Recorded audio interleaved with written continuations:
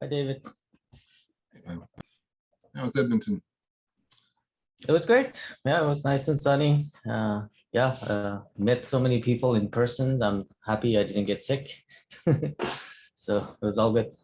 Oh, great. Okay, did you meet the greats there, the big hitters, or the guy who invented the... I met Rich, and yeah, all of them were there. I went to a faculty or whatever researcher dinner, which included all these like top players, and so it was kind of nice. I didn't have much to say to them. It was just kind of weird, but I didn't know what to talk about. They were complaining mostly about all the administrative stuff they have to do at their universities, and they're pissed that they don't get to do much more research than This is a common theme, I believe. Rob, you killed your camera there. Yeah, now many of my friends, I don't think I've actually chatted about this with Rob, but many of my other professor friends also complain bitterly that they're very jealous of me having time to actually read papers. Yeah, there's a lot of bureaucracy apparently in universities. Yeah. Rob, are you with us? Sorry. No, I think we lost him. Oh, that's a shame. Maybe something came up for a second. Oh, okay, maybe I had to grab a call. Yeah, so I have been. So you said you read some of Dennett's stuff. What was the last piece of Dennett's that you read? And I disagree with some of the stuff he says too. So I'm not saying he's a scion or anything. I'm just curious. I've read his stuff about free will, and also the intuition pumps. He had a book. Oh yes, I haven't read either of those. Did you like the intuition pumps one? It was okay. Yeah, it was a while ago. I'm just trying to think back. So he published a book in I think in general it was entertaining. He published a book in 2014 called From Bacteria to Bark and Back Again or something. Hi, Rob, are you with us? You're still muted. He's having technical challenges. I actually found it quite good. I thought it was a reasonably good summary. He's softened on some of the stuff I kind of irked at from his earlier work. So he's softened a bit, but no, I found it to be very useful. Very useful. So we're all Rob struggling with technical issues. Yeah, my internet seems to be choppy. You come in like broken. Maybe it's the whole. I'm on a gigabit. I don't think I'm having any. No, I think it's probably my problem. I've been having it recently. So did you make a choice to stay with the current gig or to go to Montreal, or are you still? Yeah, I was never gonna go to Montreal. It was gonna be remote. So either way, it's gonna be I'll stay in Vancouver. But yeah, I have till tomorrow to decide. Unfortunately, they made it even harder. So they made me a counter offer to stay at Amy, and it's almost too good to pass up. I get to like head the whole applied research team and build the team and work with professors, and like and they gave me a raise, and it's fully remote, and they gave me everything I had ever asked for. So they made it really, really hard. Even though the money is still not as good as the startup, it just made it really hard. So I have an interesting couple of days to decide. Bye, Rob. Yeah, sorry, I had audio problems, but yeah, that sounds like a good problem to have, Pam. Yeah. Either way, it's going to be great. I'm leaning towards staying at Amy. Because it's a bigger world. I get connected to many different things, and I don't know if I'm ready to specialize into one thing that the startup does, even though it's one of the things I'm interested in. But yeah, we'll see. Very cool. Yeah, no, I gave a bunch of demos to YVR, and that went over very well. I demonstrated to the board of directors last week, and apparently one of the ministers is coming into town, and we're going to show it to them next. So that's kind of fun. That's the virtual Vancouver stuff. I think I've shown you that, the virtual airport stuff. So that's going well. Yeah, so I've been deep down this thread that we've been talking about for the last few weeks. I didn't publish everything I've done on the little post. I don't know if you guys, do you guys even read what I post in? Yes. Yes. Oh, okay. Yeah. If you tag me, I read it. Okay. Rose is making her way in. Are you with us? Rose is. You know, I'm here. I'm gonna stay off video. There's something weird going on with my. Yes, you're pretty broken up. Yeah, cool, Kyle. Well, I wish you luck, and I hope it all works out. Yeah, so this is quite a deep conversation. So the idea is, it's actually in the text there, is that we use a form of unsupervised clustering to essentially come up with a bunch of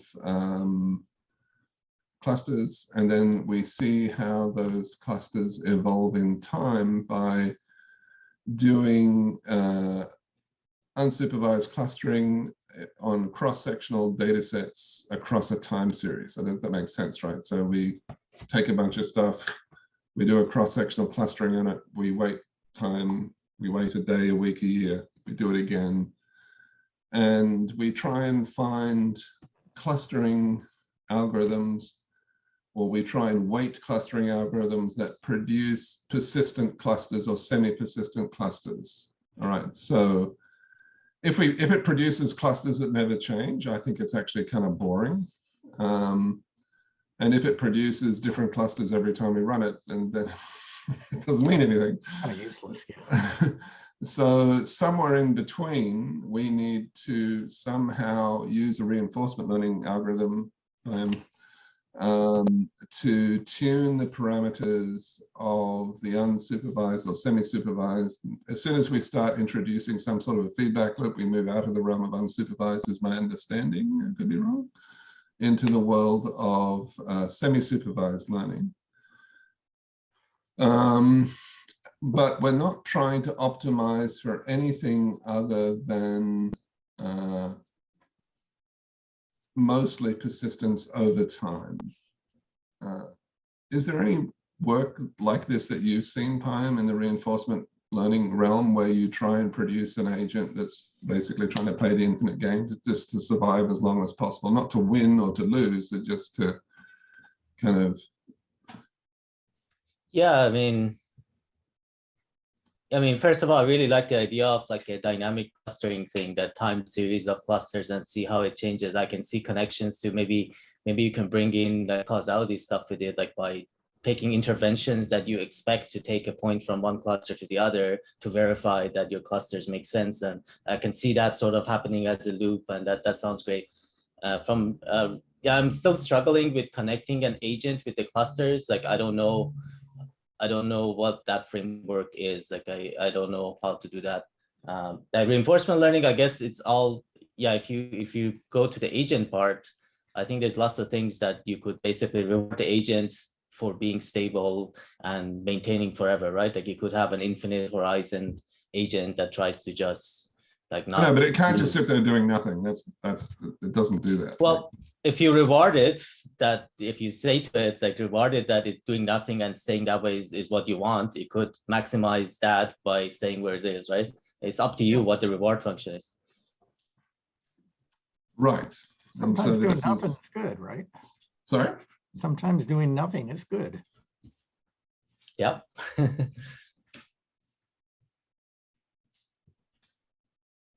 Okay, so my argument is this. It's not a great argument. It's just okay. So if the clusters never change, then there is no new information that's entering into the system. So I'm trying to. There could be information. It's just ignored. there could be new information, but it might be confirming what you already knew. So the clusters just get tighter and tighter. So it's not doesn't have to change. Yeah. What do you mean by clusters don't change? That's actually kind of a nebulous concept. So for example, you could have a small group of clusters that are stable over time, but agents move from one to the other according to some pre-specified rules. So does that mean the clusters are stable over time or not? Well, it kind of depends on how we define it. Sure. Yeah, I guess, okay, so that's good. That's a good point. So let's say the number of clusters is constant for the sake of argument. So I guess the cluster is not changing. That probably means that you still have, let's say, 3 separable clusters in your problem, but then the elements within those clusters could change depending on the situation. So I think that's still, I would call stable maybe. Or do you want to call stable the fact that none of the elements actually switch? If that's the case, then I agree it's boring, then it's not really useful. But I think we want to say that there are 3 clusters, but then the membership changes depending on the information. So that I completely agree with you. Yes, yes, completely agree. Okay, do you mind if I kind of dive into a bit of theory here just for a sec? Okay. Oh, this will be exciting. All right, so interestingly, Friskin uses the same word I do, which is soup. Okay, so what I mean by soup is simply that everything is connected to everything and it all just kind of wobbles around as if everything was connected to everything else by a spring of some arbitrary and changing springiness, and it's just a big mess and we can't make any sense of it, right? We have no ability to really divine anything from this fully connected, messy, hypercausal thing. Okay, so it's just soup, right? We can't build models from it. And then, so the example my daughter gave, which I think is actually a really good example, is the idea of oil and water. So if I put oil and water in a glass jar with the lid closed and I shake it, then it turns into soup, right? It's just a stochastic mess, right? I can't tell you anything. But within that, there is a function, there is something that is helping oil molecules percolate to the top and water molecules to, aggregate at the bottom, whatever you want. So this is an action in action space that I've been telling you about. And Friskin talks about this in terms of a Markov blanket, right? So you have some state that you're in, and there's some function that takes you from this state to that state. This is category theory. And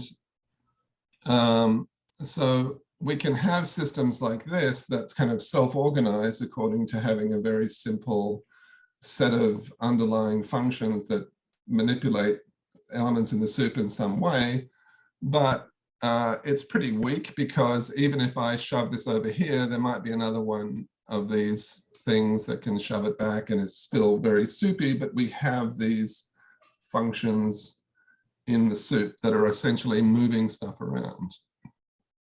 Okay, so if these things can actually form into some sort of a perimeter or boundary, then we get a soup within the soup.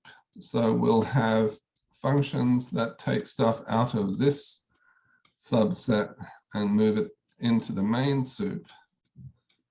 And we'll have functions that go the other way.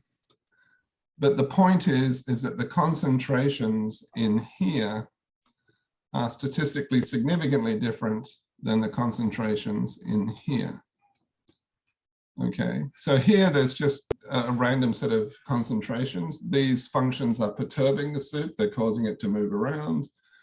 But if we can get into a situation where we can build a Markov blanket around some portion of this stochastic soup, then we essentially have a cell, not a living cell, but a protocell.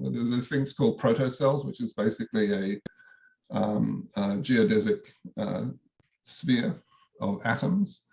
And this geodesic sphere of atoms can actually have different concentrations of various different chemicals inside it than outside of it. So that's the concept I'm trying to get across here. And so our unsupervised clusters, in my mind, are these things, right? So we have a cluster over here, and this cluster consists of a set of functions that can take elements out of that cluster and move them into this other cluster or back into the soup. And the whole thing kind of moves around. And by doing this unsupervised clustering, what I'm hoping for and what PyAM referred to is this idea of essentially inferring what these functions are by seeing how elements in the soup move between these clusters. Does that make sense so far? Yeah. Rob? So far, so good, yeah. Okay. And then the final step, and I'll draw it over here, is if you have a unsupervised cluster that can partition itself in some way so that it forms into two separate clusters, and then you kind of get evolution for free. Because what you have now is that when these two things separate, the concentrations within them will be subtly different. And essentially, you've now got a self-replicating machine that can essentially move. And these unsupervised clusters essentially can form into separate clusters just geographically rather than just functionally. So it's a very interesting idea. Anyway, we're trying to get to this level. Let's not worry about this one, but I think this is an interesting extension point that if we could create unsupervised clusters that could make copies of themselves in some sense, that copies with variation, then we could explore evolutionary algorithms to develop this clustering motif. So right now, I believe the way we're thinking about clustering is we're taking an object over here, we're measuring it in some way with a ruler, and then based on that measurement, we'll have some different buckets we can put it in. Based on those buckets, we put this thing into one of these clusters. Where we want to get to, in my opinion, is having the clusters be agents. And these clusters have the ability to bring in elements into them and to expel elements out of themselves according to some rule. And that's a very, very different way of clustering. I'm not sure what that is in the literature, but that's where I'd like to see if we could get to over time. But right now, I think where we're at is we take an object, we measure it in a bunch of different ways. Based on those measurements, we put it into a cluster, and that's where we start. And I think that's a very interesting place to start because we don't know what the functions are. But if we could use that as a stepping stone to find the functions, we might be able to move to these higher order kind of functional clustering approaches. David, can I ask a couple of questions? Please, please, please. So what you're talking about up on the right-hand corner, the ruler and putting things into clusters, is that supervised in some way? Like there's domain knowledge happening and there's a system, this is not machine learning or this is still machine learning? So there's a plethora of ways that we could do that. There's many.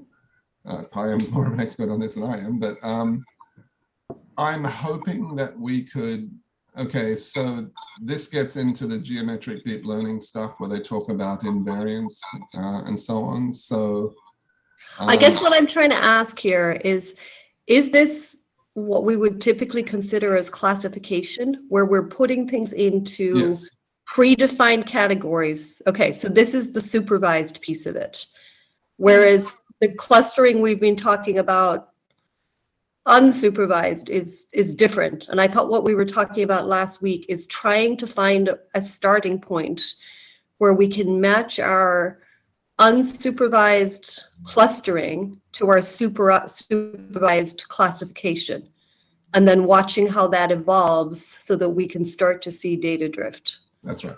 Yes. So my understanding of the DNS paper, wherever it was, the unsupervised learning paper we looked at, was that they used an autoencoder to infer the categories. And then they used exemplars from these as training data for the second stage. And they called that unsupervised learning because the autoencoder generated the classes or the categories. And then based on initial elements within those, it then clustered the remaining data according to the inferred classes by the autoencoder. Is that your understanding, Pine?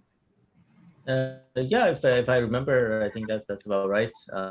I think you made a good connection here. I hadn't appreciated before. I think it might actually be interesting. So the clustering is, as Rose said, is sort of an unsupervised method usually. So the way you like to call the clusters agents and sort of give them the ability to maybe draw points into them, I think that you're going into the realm of multi-agent systems. So it could be multi-agent RL versus not. It doesn't have to be reinforcement learning. But I hadn't made a connection between clustering and multi-agent systems. So there might be some interesting stuff there that I need to think about.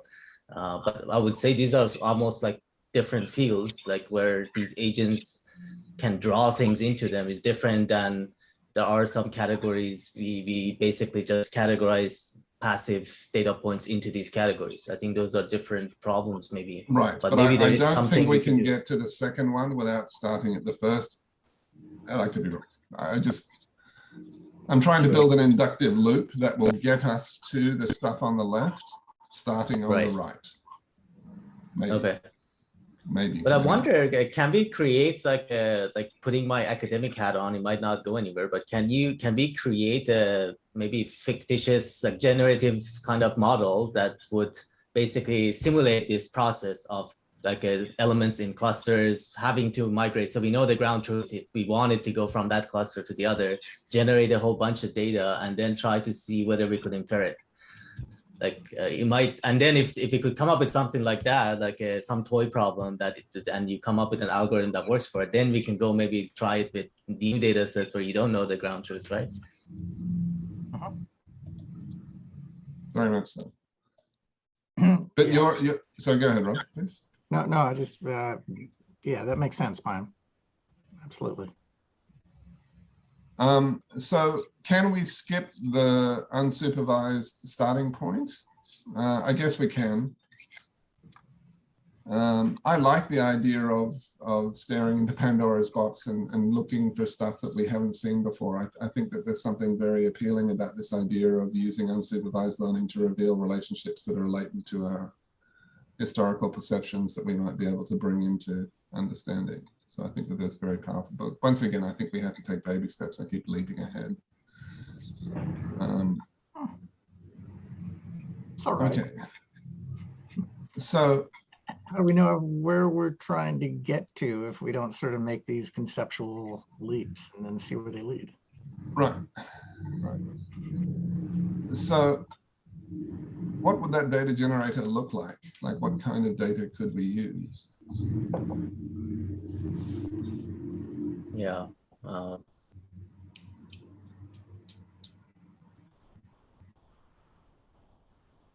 Well, it kind of is. I mean, do we want, so we could clearly,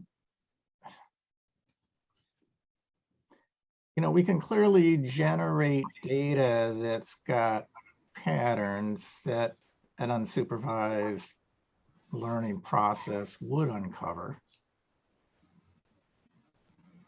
Right, that's pretty straightforward. Mm-hmm.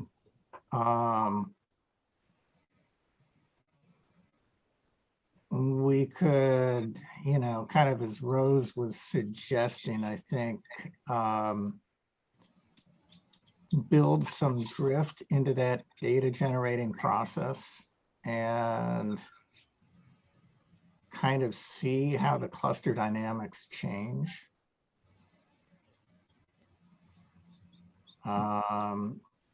And then, if you want to give the clusters some sort of life or intentionality or something, you could introduce something into the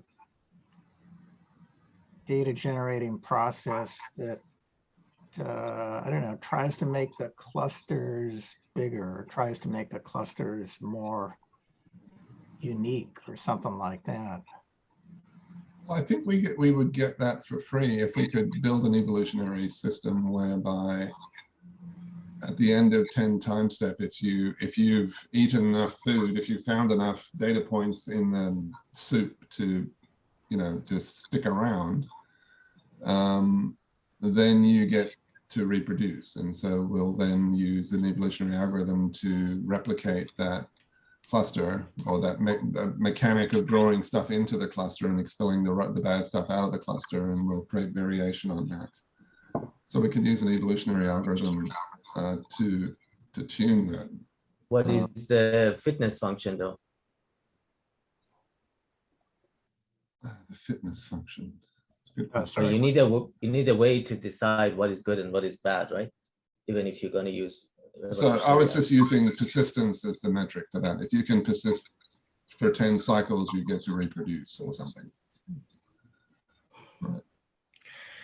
It's interesting because there's almost a philosophical component to it, right? Like what gives the free will to want to exist in the first place? And what causes something to exist as an entity and then want to remain so? Because like really all we're saying here is the only thing that distinguishes this is a persistence of some set of boundaries. Right, which are maintained by functions. Right. So we have some function that can pull an A into the cluster, and we have another function that can expel a B. Yeah, so I propose that we start out by letting David play God and see how it goes. But you see, I think you need, I don't know, I think you need something real, right, that wants to exist. Right. Right, because otherwise nothing creates, right? Everything just sits there. I think it does come back to like, what is the fitness function and what is the goal, right? Like, what are you trying to do as an agent? There is the entropic principle, right? You can flip that argument, like whatever wants to exist is the thing that's going to turn out existing, right? If it didn't want to exist, it wouldn't. So by definition, it's always going to be wanting to exist, right? Yeah, because then it becomes self-reinforcing, right? As soon as you get it trying to do something, then it needs to take actions in order for it to happen. But if it doesn't even want to exist, then it won't. Then it won't.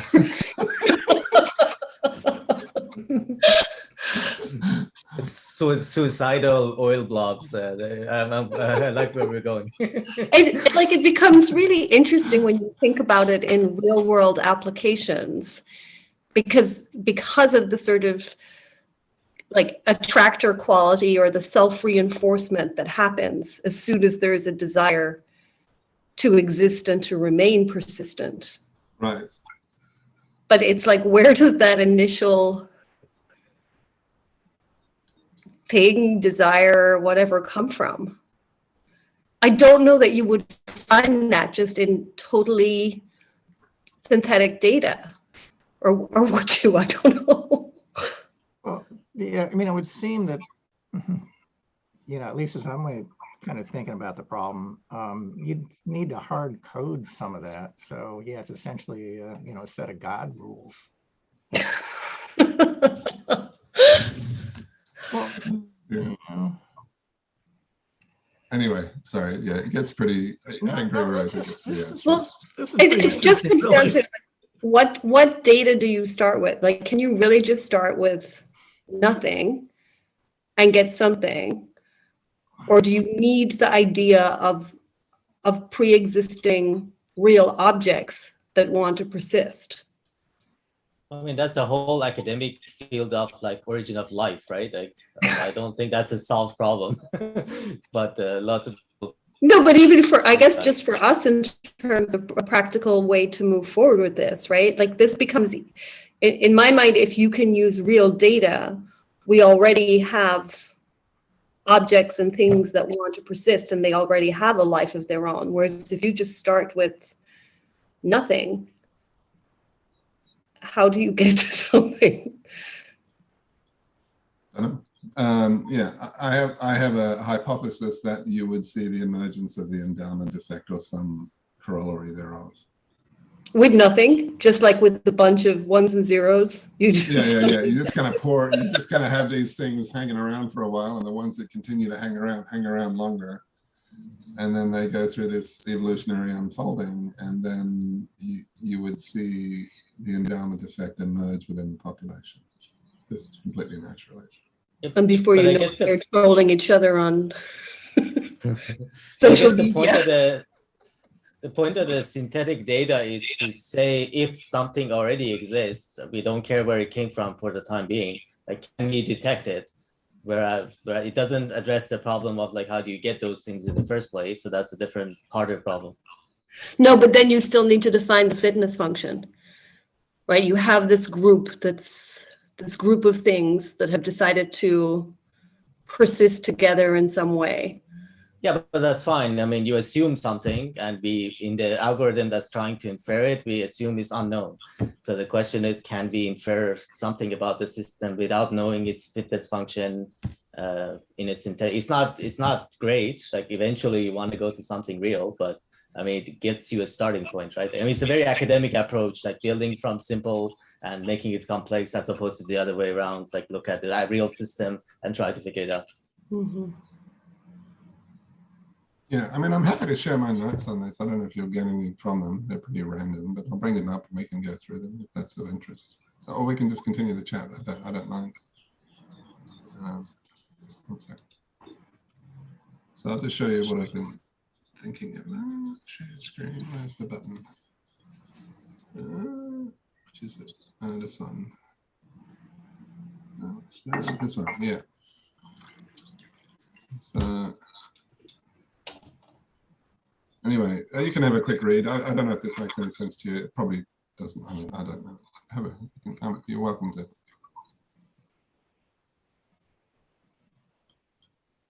Can you make it bigger? You want to make it bigger? Sure. Yeah, happy to do that. Can I turn this on? I think I can. What was the? Are these just your personal notes, or were you trying to? Well, I'm just theorizing.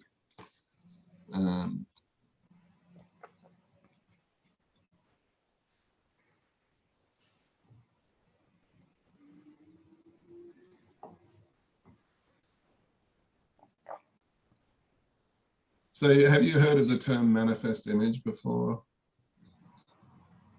Possibly not. No. No, okay. Anyway, it goes on and on and on. There's a few pages of it. I can circulate it or share it with you if you're interested. Yeah.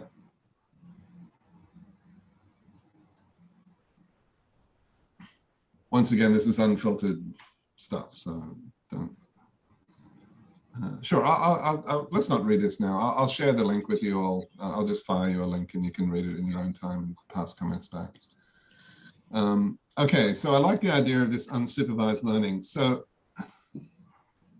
I mean, the simple motif I had was throw a bunch of tools over a fence and have a bunch of people inside, and then just come back 10 years later and see who's still around and what tools they're using. Right? So the functions that move you from, the functions that move an A to the inside of the boundary or the other way are the tools that we throw in, these functions that we define on the system that can manipulate it in a bunch of different ways. They're finite and they're a priori.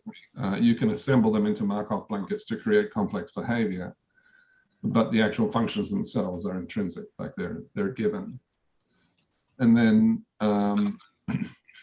we're just trying to create a unsupervised playground where these tools can form into clusters and create behaviors and emerge, basically, as a model. That's the bottom-up approach. Is there a top-down approach? I mean, I'm open to it. What would the top-down variation of this be? Can I just interject something that might be relevant? Yeah, the post I just put up reminded me of, there's an organization called Swarm AI. Oh, Okay. cool. And I've actually talked to some of those guys a bit in the past. And I think that's worth paying attention to. So sort of the puzzle is that if you get a group of people together, you wind up generating predictions that seem to be better than what they ought to be able to do. So for example, I've seen their demonstrations where they're looking at, I don't know, like predicting Academy Award winners, you know, movies and stuff like that. And there is something about this interaction process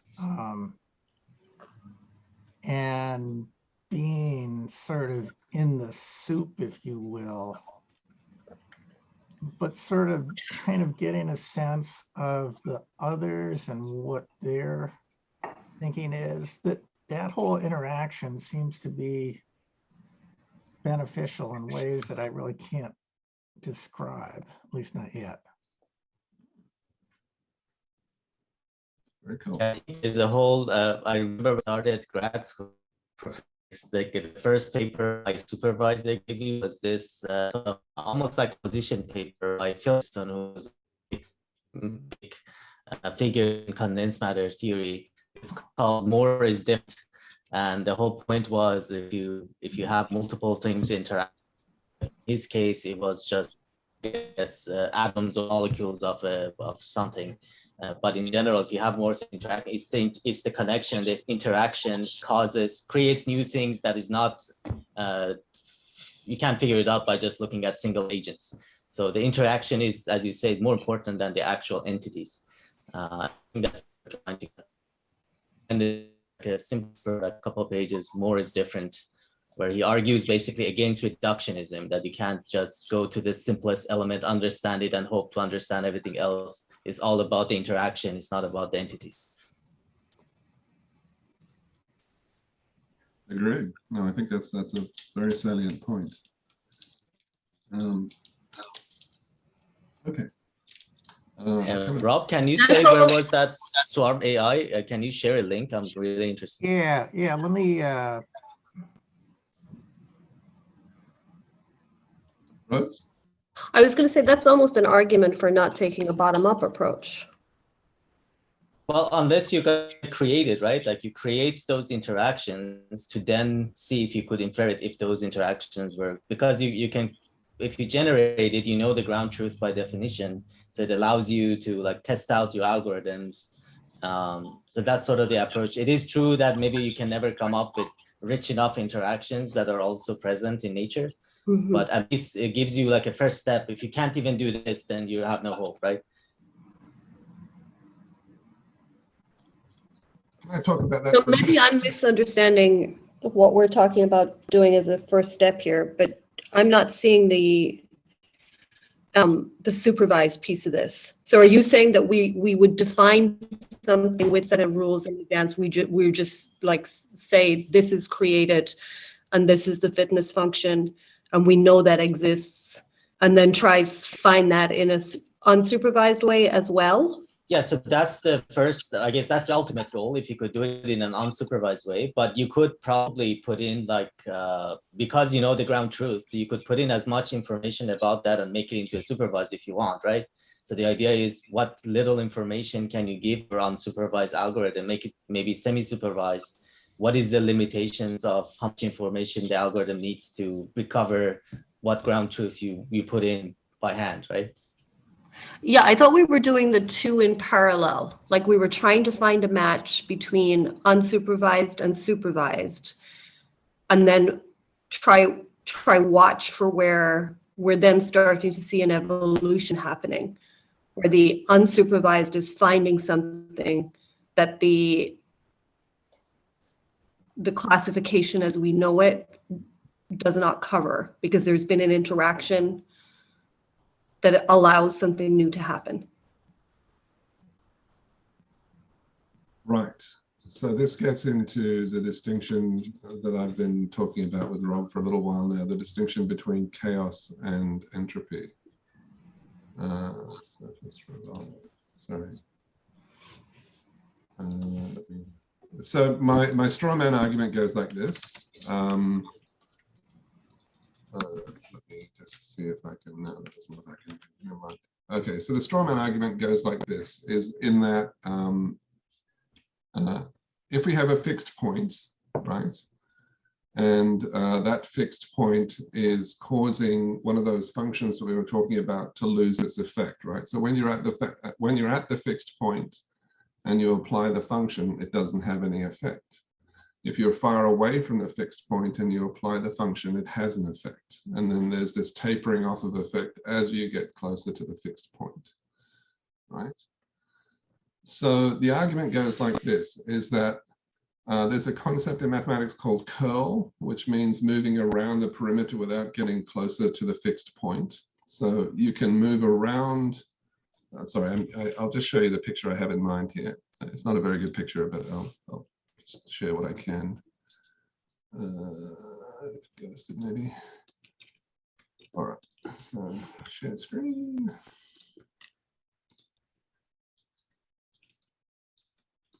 Okay, so we have a fixed point down the bottom there. And then if you think about the vertical axis, this is the amount of the effect that a given function would have, right? So if the function is over here and you apply the function, then it has this vertical amount of effect, right? But if you're near the fixed point and you apply the function, it doesn't do anything, right? It has no effect.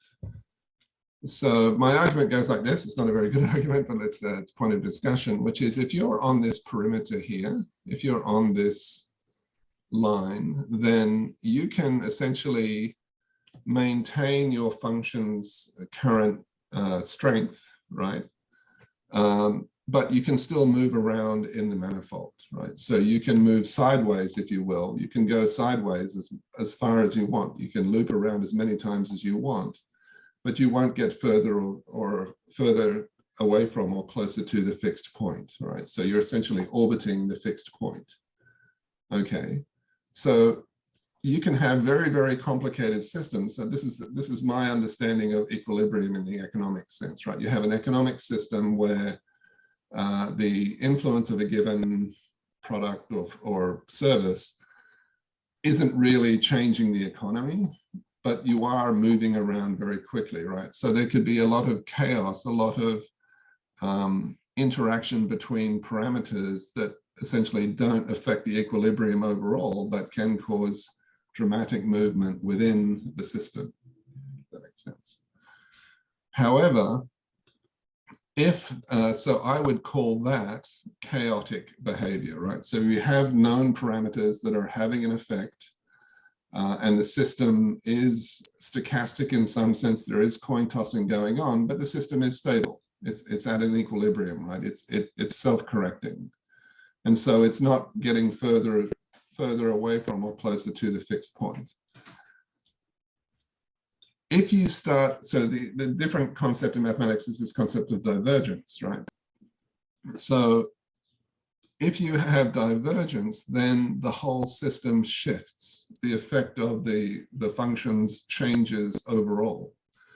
And this equilibrium point moves to a new equilibrium point, or gets trapped into a fatal spiral that pulls it into the fixed point and everything is lost.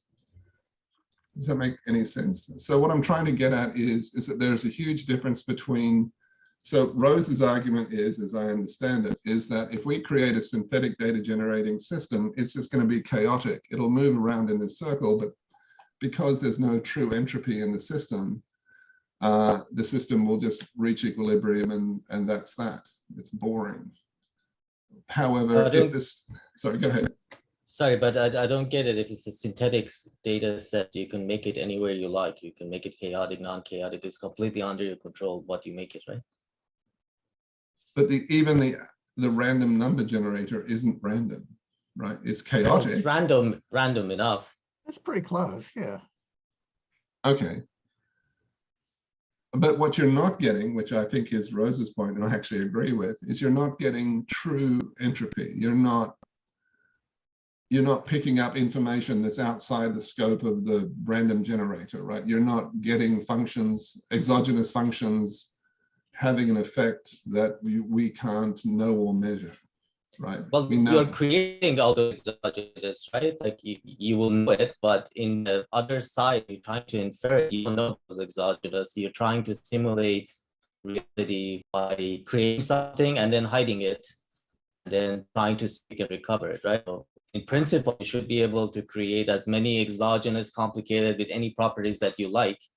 So whatever kind of exogenous parameters you want to be able to detect in real world, you could create here and then test out your algorithms, which are yet to be figured out. We don't have them to recover them, right?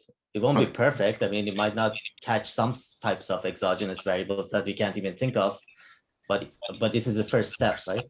Sure.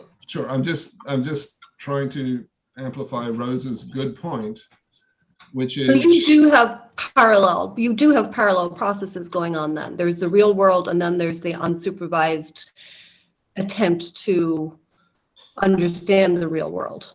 Like there's you have a parallel process where you're creating these exogenous influences. Right. Yeah, exactly. That's a separate process, right? You try to simulate the world and then hide all that information. So your algorithm doesn't see that. Yeah. That's the piece I was stuck on. I thought you were just like putting a bunch of data and then having the agents try do something, and it's like I don't see how that's going to get us to where we want to be. Yeah, that's different. Yeah. Okay, got it. Okay. So we need a world generator that just generates parameter values for a bunch of things over time. And then we want to kind of reverse engineer the model, the parameters, everything, or some isomorphism of that. And if we can achieve that, then essentially we have a magic beans detector, basically, where you just hand it some data and it'll give you a model.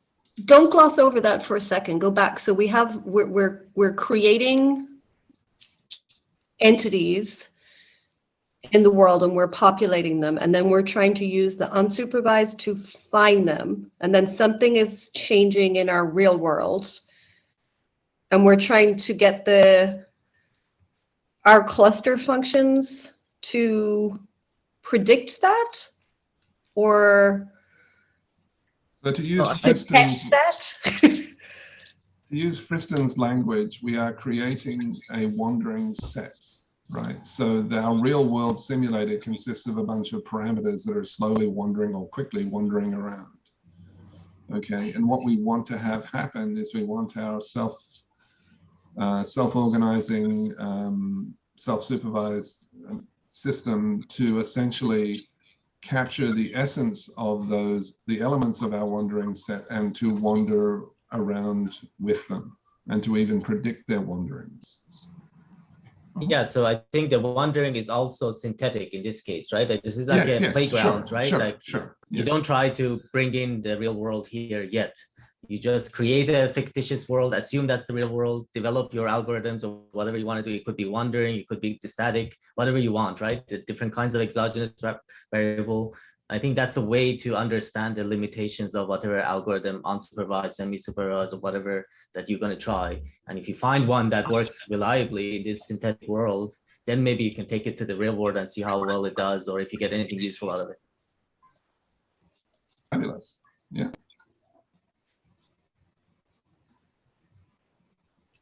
All right, so let me go back to this swarm stuff.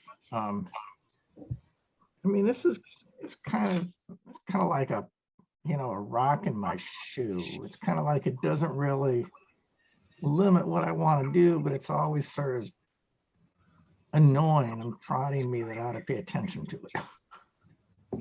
I like the metaphor. So, I mean, in this, what's it, figure 3 or something? Sorry there. Yeah, so the idea is you've got these different participants. So in this case, they're human, and they've got some measure of trying to pull something towards, some outcome.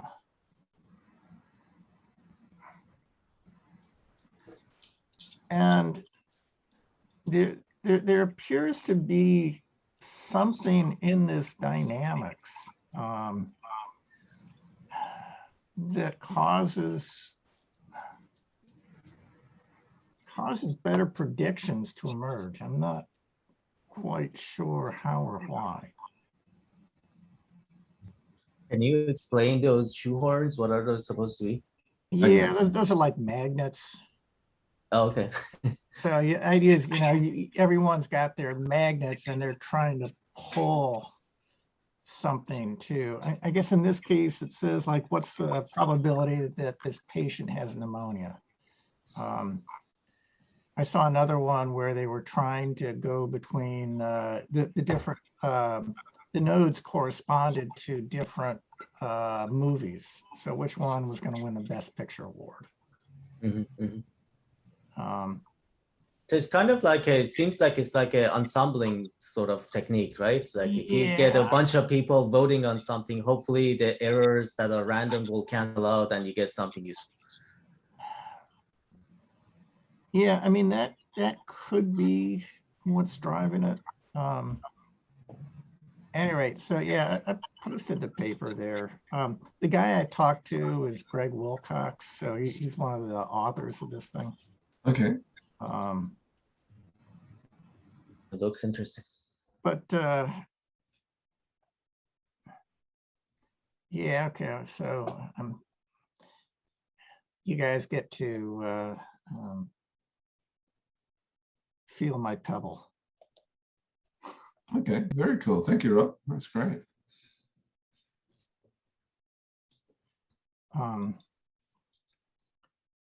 So is there a machine learning equivalent to this material? Like, has he worked with anyone who's simulated the swarming behavior in synthetic data? I'm not sure. And last time I talked to him was probably I don't know, at least a year ago. So I'm not sure where they are on this stuff. But I guess the reason I brought it up is we were talking about sort of clusters and sort of these, giving these clusters some notion of intent. And then sort of, how do they operate? So there's, when we talk about doing these multi-agent simulations, it may be worthwhile to give some thought to kind of how those are structured. Sorry. That's fine. A little bit of a diversion, sorry guys. So I think it's actually very related. And I have so many thoughts going in my head right now, but the crowdsourcing thing, there's been a bunch of work done with this around like interpretation of MRIs or X-rays or whatever. And what they found is that if you have many, many people reading the X-ray compared to the 2 or 3 experts in the world, right, you get better results with the crowdsourcing, which is kind of counterintuitive with something that requires as much skill, right, you would imagine. And I think this becomes interesting when we start to tie explanations to it, because often what we see is that instead of listening to the arguments, people are looking at something else, like the title or the prestige of somebody, that becomes a self-enforcing system in itself. mm-hmm.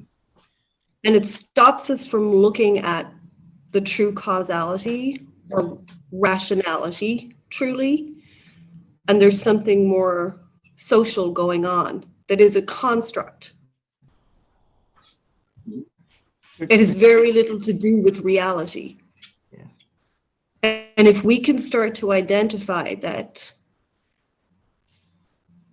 our explanation for something keeps coming back to things that aren't real, that are constructs, as opposed to real causal chains. There's value in that.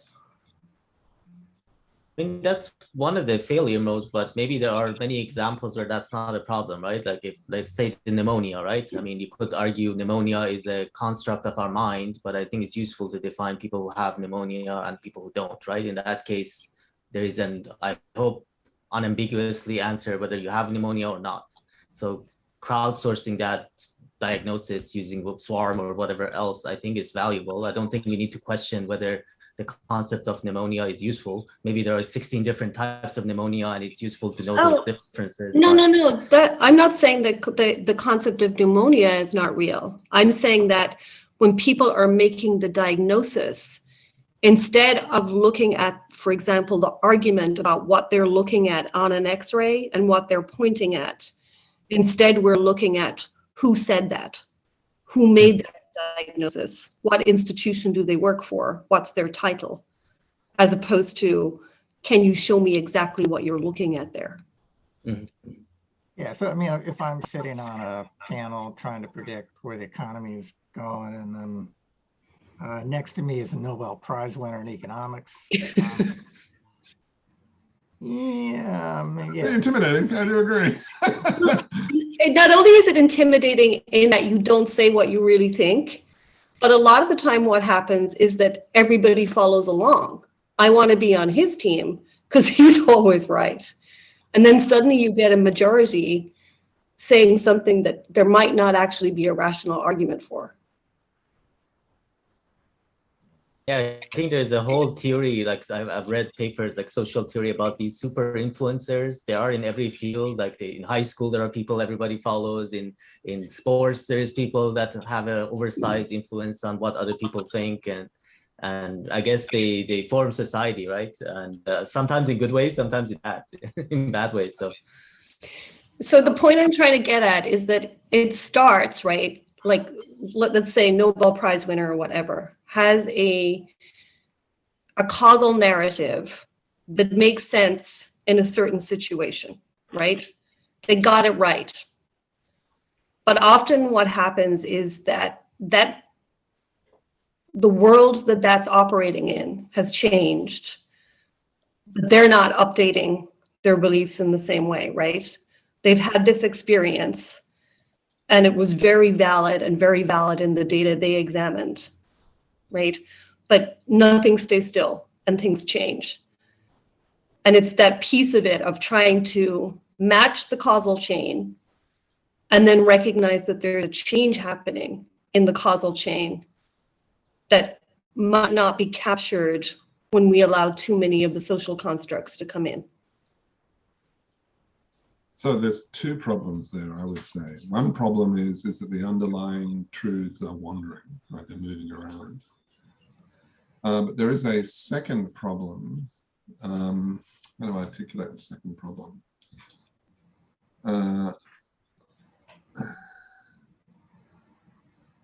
The information is sensitive to knowledge of itself. In other words, if I tell you what the winning lottery ticket will be, it removes the winningness of the lottery ticket because everyone will, you know. Yeah. So there's this feedback effect, which is, if I can keep it a secret, then it will remain true for a long time. But as soon as the secret is out, then its truth vanishes. Right. We've given people the playbook for how to play the system. Yeah. And so so we almost need to hide the rules of the finite game and just punish you when you hit the boundary, rather than handing out the rule book to everybody so that they can move the boundaries or find weaknesses in them. Yeah. And then go back to your first problem, because I think that's a really interesting problem, right? The truth itself is changing. And that's true because we live in a dynamic world, right? It's not that these things weren't true at some point in time and in some circumstance. But what we're trying to do is understand what's true now in this situation. And that's the piece of it. If we can identify what has changed that makes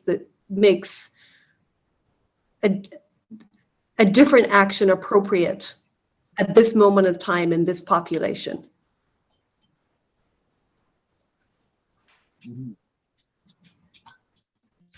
Could we somehow build a detector that could detect like if we had two systems and we ran one where we fed the information back into the system, and then we had another one where we excluded the system, we excluded that information from the system and actively destroyed its emergence in any agent, like we just keep removing agents that come up with the insight.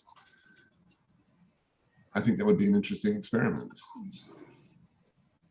So And that would be an example of an intervention, right? To see what happens. Interesting. So I think like we can't change the world we live in, right? But we can identify maybe where we're doing the wrong things. And we accept that if we focus our attention on that, then that's likely to produce these two effects, right? The feedback effect, where having knowledge of global warming changes our behavior in a way that accelerates global warming. Whereas if we never knew about global warming, perhaps it would never have become a problem. So there's this kind of feedback loop. And then there's this other situation in which global warming is underway and there's no amount of intervention at this point. That's kind of the underlying wandering set moving in a way that we can't control. So there's a tension. I mean, I think what we're trying to identify is things that we can have an impact on. Mm-hmm. Right. So if we can, I think we're looking for opportunities where we're saying the system works in a certain way and there are social constructs to support that and continually attract the classifications into that. But we're trying to identify like, oh no, but there's something changed here. And the difference between our clusters, which are unsupervised, and the narrative, which is the classified elements, that's what's going to show us our opportunity. Beautifully put. Yeah, very good. Share the link to the company I'm considering going to. I think that actually that's exactly what they're trying to do. So they have a platform that allows humans to interact with algorithms in a live sort of feedback way. And so they have this platform called Cogment, which is basically doing multi-agent interaction. And their thing is they make sure humans can be one of those agents or many of those agents. So you can have RL agents, for example, basically training humans, or the other way around, humans training agents. So you can use the human intuition to give it feedback. I've thought about this a lot myself. Yeah, I'm very familiar with these ideas. Yeah. So these were the guys who were trying to hire you? Yeah. Pretty interesting. Are they profit motivated, or are they Well, just it's a blue startup. sky? So from what I understood is the original founders are very idealistic. They just wanted to, if you read the stuff in the page, they just want to change the world and all that stuff. But I guess now they've come up to the point where the investors want to see returns. So they're hiring sort of more financially motivated, like more business-minded people to get them to the next step. Right. Yeah, I thought I'd fall short of that myself. I'm more interested in the human journey side. But very, very cool. Okay, that's a pretty interesting job, Payam. I mean, I can honestly say. I mean, that's why it's difficult to decide, right? Like, do I go with the more academic freedom, or this kind of thing where they actually try to build something real? Interesting choice. Yeah, I mean, how confident are you that they can do it and commercialize it? Well, they already have sources of revenue, right? If you go to their solutions, they already have a bunch of clients. They're using it for, managing power grids, trading like fighter pilots, managing solar cells, water supplies. So this whole multi-agent system could be used for optimization, like swarm optimization, where the humans are also in the loop. So I think that's already like they already demonstrated that it works. But the more ambitious stuff of, I don't know, a human interacting with a bunch of agents in a meaningful way, I think that's still probably not a solved problem. Like maybe, I think they can show value, but whether they're going to solve the real problem, I guess that depends on how much they can stay afloat before running out of money and having to make hard decisions. Been down that road. Yeah, no, in many respects, that's what we're trying to do with the fluid simulator, right? We're trying to have agents influence the behavior of architects, and then the Yeah. architects can influence behavior of the agents, and yeah, so yeah, it's a very, very similar idea, but it's just not profit motivated, that's all. So but pretty cool, pretty interesting. So very cool, bros. We're over time again. Sorry about that. I'm Oh, trying that's to. okay. Yeah, I'm thinking. Okay, great. So I'll post that document and take from it what you will. It's just brain fart on my part, but and I'll continue to feed stuff into that if that's relevant or interesting to you. But very cool. Are we up for next week then? Is everyone able to come back next week? I think Yes. Cool. All right. So let's keep the conversation going, I guess, in the document, or and I'll post something and we'll carry on from there. Sounds good. Thanks, everyone. All right. Okay. Have a good week, everybody. Yeah, Hey, good luck thanks. with your choice, Pine. Yeah, good luck, Pam. Thanks. Yeah, I'll let you know Cheers. next time what happened. Okay. Yeah, I mean, think of two things. One is, I don't know, kind of what makes you happy. That's important. And the other is think about options in the sense of where does this lead? Is this going to lead to something that, preserve your options. So you get tied up in a company, and in some sense that could work out really well. It could crash and burn in 6 months. Mm, yeah, it's a tough one. So regardless, I mean, yeah, think about alternatives and. Yeah, that's good advice. I mean, that's the balancing act, right? I mean, if you preserve all your options for too long, you might, get old and retire without actually doing anything. That is And true. if you exploit too fast and go for the first thing that came your way, you might also end up unhappy. So it's like a balancing act. Yeah, that is the question, isn't it? Yeah, Yeah. diversity of experience also has value, I would say. Just doing weird and different things is always fun. So, Yeah. So what's your epsilon? Yeah. all right, guys, take care. Thanks again. All right. Have a Thank good you. week, all. Take care. Bye, you too.